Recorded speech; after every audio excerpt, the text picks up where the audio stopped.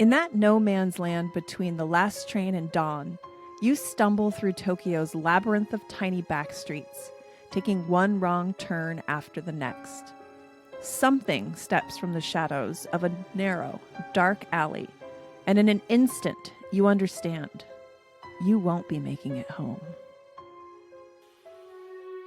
Welcome to Rainy Day Rabbit Holes, where we take the history of the West off the rails. If you like your history unhinged, you are in the right place. I'm Shea. And I'm Jody. Let's fall down the rabbit hole. What? You just asked me if I wanted to go there. I'm terrified, and now this is not making it better. Well, hi, everyone. I am back. Hi, Welcome Jody. Back, Shea. Finally. I don't know if you were aware of this or not, Jody, but I went to Japan. Is that where you've been? Did I've been I wondering, not tell you? I No. just disappeared for 2 weeks. Yeah, I've been like calling you. I've at least been sending security codes to you. I didn't, right? I wasn't returning any of your texts. Rude. Well, anyway, my big brother and I spent 2 glorious weeks in Japan. I'm going to bring you some legends from Japan over the next couple of weeks, and many about the yokai. So the yokai are a class of supernatural beings and phenomena from Japanese folklore and legend. The word yokai is comprised of 2 parts. Yo, meaning attractive, bewitching, or calamity. Oh, I feel like that describes both of us. yeah. Wait, which one's which? And kai, meaning mystery and wonder. Huh. I feel like you and I are yokai. Yeah, we are yokai. We're beautiful, mysterious calamities. Yes. I kind of like that too. Like, I'm pretty proud of that. Like, I like that description. Yeah. It feels good. Yeah, I think that's it. That's us for now on. We're yokai. So it's really hard to describe the yokai in English. That makes it sound like I know how to describe them in Japanese, but I do not.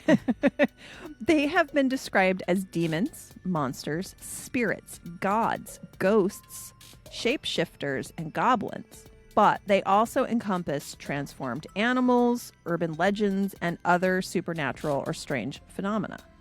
So it's difficult to pin down exactly what the yokai are and what isn't a yokai, even in Japanese. It's kind of slippery. So according to yokai.com, there's a whole website dedicated to yokai, and it has beautiful illustrations. Everybody should go there. The broadest possible definition of yokai includes all supernatural creatures and phenomena from all parts of the world.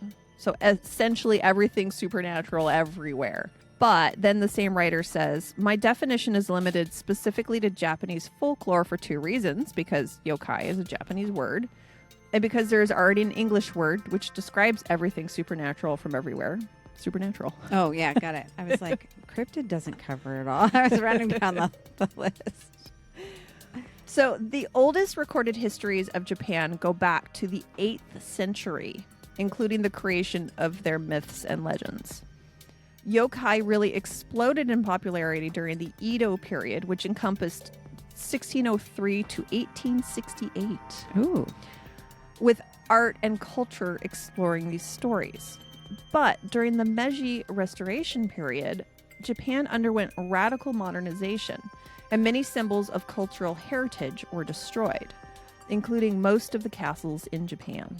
So between fire, which castles were all built of wood. So yeah, that was a problem. There were some we went to where it would show the history. It'd be like, destroyed by fire in 1653, rebuilt. Destroyed by fire in 1682, rebuilt. Destroyed by fire. It was like 4 times it burnt down and they rebuilt it. Keep doing it in wood. Keep doing it in wood. Now when they rebuild, they have a full fire suppression system. Oh, yeah. Yeah. Now that it's available. So, yeah, between fires, wars, during the Meiji Restoration, I hope I'm saying that right, the Meiji Restoration period, they were trying to modernize Japan. So they were like, that castle there reminds us of old feudal Japan. We're making a new Japan. Tear it down. Oh, wow. Okay. I was wondering, so when you go to Europe and you go to a lot of castles and churches that are old, centuries old, it sounds like they may have redone things in Japan, or do they still have those things? There's a lot of there's very few castles that are still, kind of like mostly original. Okay. A lot of them have been just rebuilt. So a lot of them, like Osaka Castle, beautiful to look at from the outside, but the inside is a very kind of I don't want to say the words boring museum because somebody will be mad about that. We've gotten words about that. It's not a castle inside. It's Right. a museum. Okay. I've been to like castles like Atami Castle. Atami Castle was built in 1954. Oh. And the inside is a museum. That one's an exciting museum because there's an entire floor that is just art from the Edo period that is pornographic. Oh, nice. Yeah. It's a little weird with your brother. Oh. It would be really weird. I wonder if it was weirder for him being with his sister. I got to tell you, there's one picture that was in there that cracked me up. So it's a painting of this man and this woman, and they're doing it, and it's fairly graphic in the genital region. Oh, okay. But what cracked me up... Nothing to the imagination. Nope, nothing to the imagination. Next to them is a table, and there is a cat under the table watching them. Oh, gosh. And I was like, this is so realistic. So this is not an American thing. No. Your cat. With like a crappy look on its face. Yeah, like, are you done yet? Yes. So anyway, tens of thousands of religious idols and temples were destroyed. Shinto shrines were shut down, and many of these legends and stories were abandoned. It wasn't until after World War II when manga comics reintroduced these stories to modern Japan. And today, their influence can be seen across Japanese culture. And if you want to learn more about the evolution of Japanese folklore, check out yokai.com/introduction. It's a quick and easy read, and you can explore all the yokai and beautiful paintings on that site. So today, I'm going to share with you one of Japan's more well-known yokai stories. It's been made popular in manga and anime and is truly terrifying. Dun, dun, dun. Right after this quick break.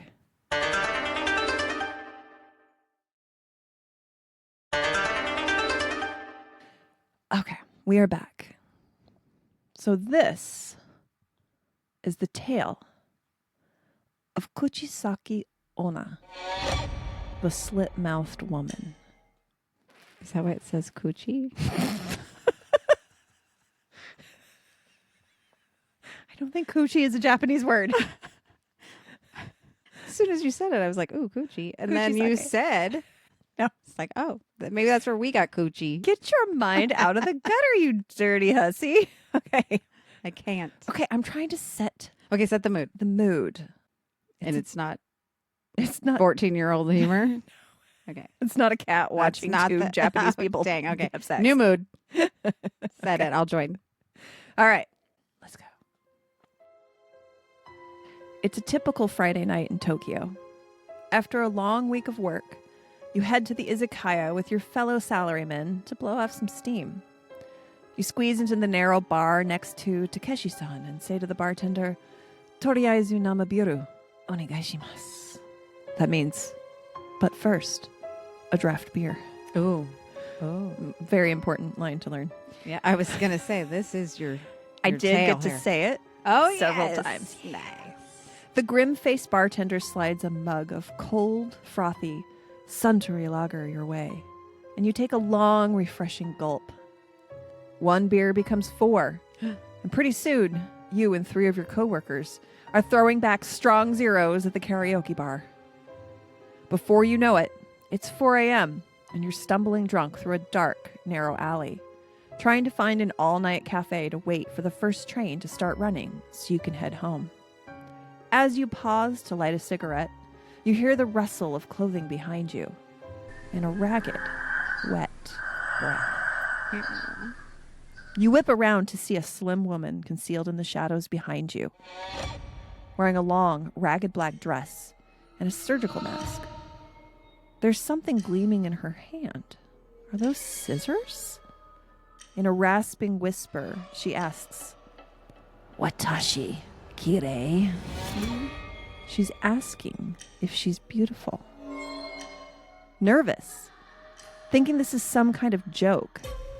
Maybe Kinzo-san put this woman up to it. You stutter, "Hi," in affirmation. The woman's pale, thin hand lifts to her face, pulling the mask down to reveal a red slash where her mouth should be, a ragged slit from ear to ear, dripping blood. Terrified, you stumble backwards, tripping over the rough cobblestones and falling to the ground. She leans over you, blood dripping, lifting the biggest pair of scissors you've ever seen, and in a grisly voice asks, "Kore demo?" Even with this, am I still beautiful? In horror, you stammer, "Hi!" And just like that, the woman withdraws into the shadows and disappears. Because you said yes? Mm-hmm.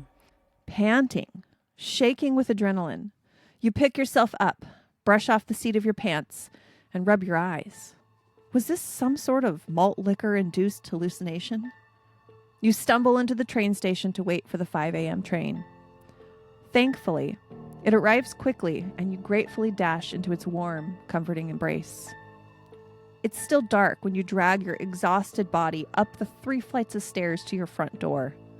As you insert the key into the lock, you feel something brush against your back. You look down in shock to see a pale hand holding a giant pair of scissors, one blade buried in the soft flesh of your stomach.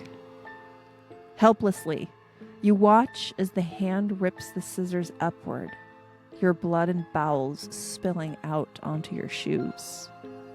She pulls the blade out of your body, and as you sink to your knees, she grips your hair and slices a ragged, bloody smile across your face, from ear to ear. Terrifying.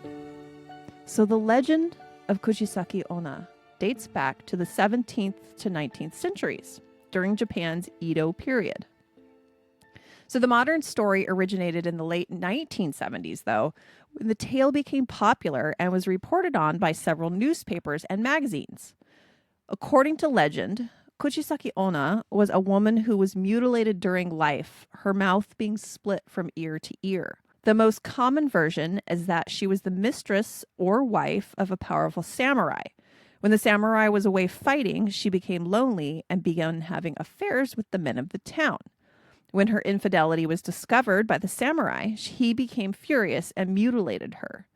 And then after her death, she returned as a vengeful spirit, covering her mutilated mouth with a mask or a fan. Oh. And she carries a sharp instrument with her, a blade or a knife. And she's also supernaturally fast. Oh. Zipping across the room. Mm-hmm. Got it. So here's how it goes. She'll sneak up on her victim at night and ask if they think she is beautiful. If the intended victim says no, she'll just kill you with a scissors or knife right there. If they say yes, she reveals her brutalized face and asks, "How about now?" If they say no, she will immediately slit the victim's mouth like their own.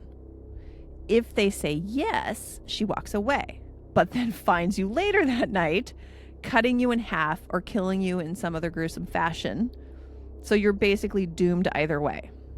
So, yeah, that's what I was going to say. So there's no win. Well, there's a few ways to survive. Okay. If you refuse to answer and say that you are running late, she will bow and apologize and let you go. Or if you tell her that she is just average looking, she'll get frustrated and then you'll have time to run away. Oh, got it. Or this is my favorite. You can throw hard candy in her direction and she'll stop to pick it up and then you can escape. Oh, so carrying that in your pocket could be helpful. Yes. I'm not carrying this candy because I'm addicted to sugar. It's so that I can throw it at the Slit-Mouthed Woman. Yes.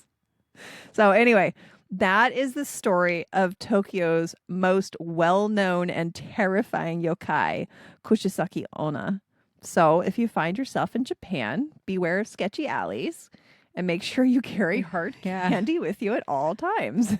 Wow, that's kind of fascinating. I wonder a couple of things. Like, did something happen that they couldn't answer? So they create, this is how you get to the creation of this person.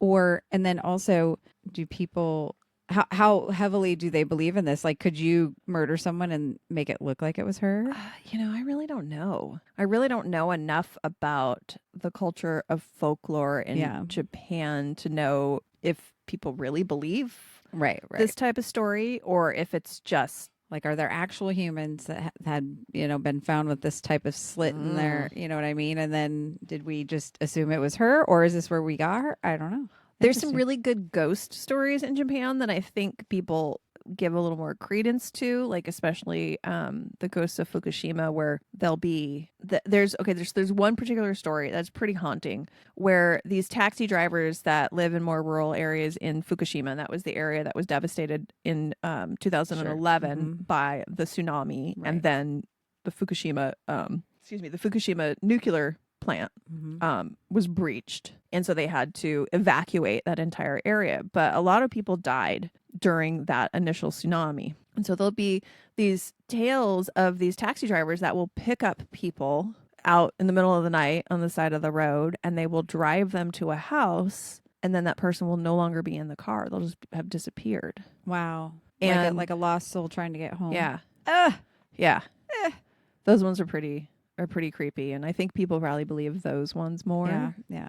This is an urban legend, right? Yeah.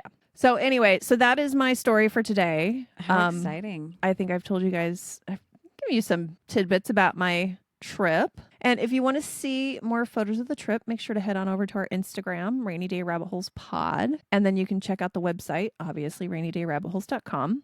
And thanks to our wizard of websites, Letha Davis. And you can get a beautiful SEO-driven website like ours by visiting easybreezy.com. That's EASYBRZY.com. Easy Breezy. Breezy. He's Breezy. Breezy. She's fabulous.